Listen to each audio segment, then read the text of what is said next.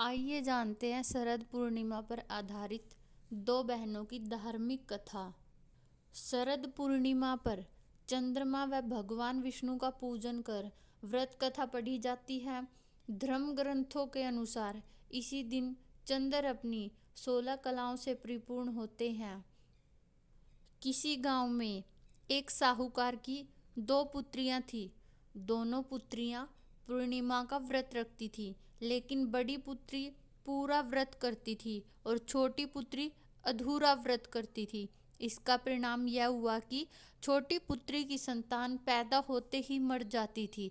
उसने पंडितों से इसका कारण पूछा तो उन्होंने बताया कि तुम पूर्णिमा का अधूरा व्रत करती हो, जिसके कारण तुम्हारी संतान पैदा होते ही मर जाती है। पूर्णिमा का पूरा व्रत विधि पूर्वक करने से तुम्हारी संतान जीवित रह सकती है। उसने पंडितों की सलाह पर पूर्णिमा का पूरा व्रत विधि पूर्वक किया। बाद में उसे एक लड़का पैदा हुआ, जो कुछ दिनों बाद ही फिर से मर गया। उसने लड़के को एक पीढ़े पर लेटाकर ऊपर से कपड़ा ढक दिया। फिर बड़ी बहन को बुलाकर लाई और बैठने के लिए वही पीढ़ा दे दिया। बड़ी बहन जब उस पर बैठने लगी तो उसका लहंगा बच्चे को छू गया और उसका लहंगा छूते ही बच्चा रोने लगा। बड़ी बहन को बच्चे की रोने की आवाज़ आई। तब बड़ी बहन ने कहा कि तुम मुझे कलंक लगाना चाहती थी, मेरे बैठने से यह मर जाता। तब छोटी बहन बोली कि यह तो पहले से ही मरा हुआ था, तेरे ही भाग्य से यह जीवित हो गया है, तेरे पुण्य से ही यह जीवित हुआ है।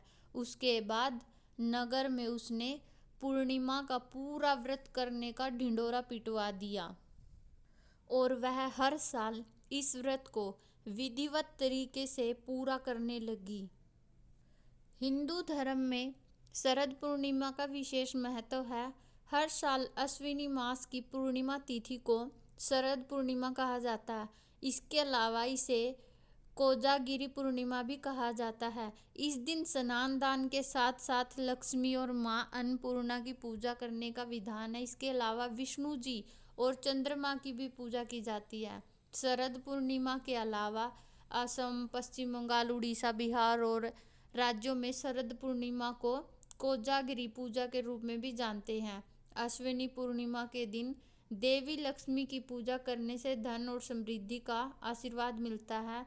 इस दिन माँ लक्ष्मी की विधिवत पूजा करने के साथ साथ अंत में व्रत कथा का पाठ करना चाहिए। बिना कथा व्रत अधूरा माना जाता है, इसलिए कथा सुनकर ही व्रत पूरा किया जाता है।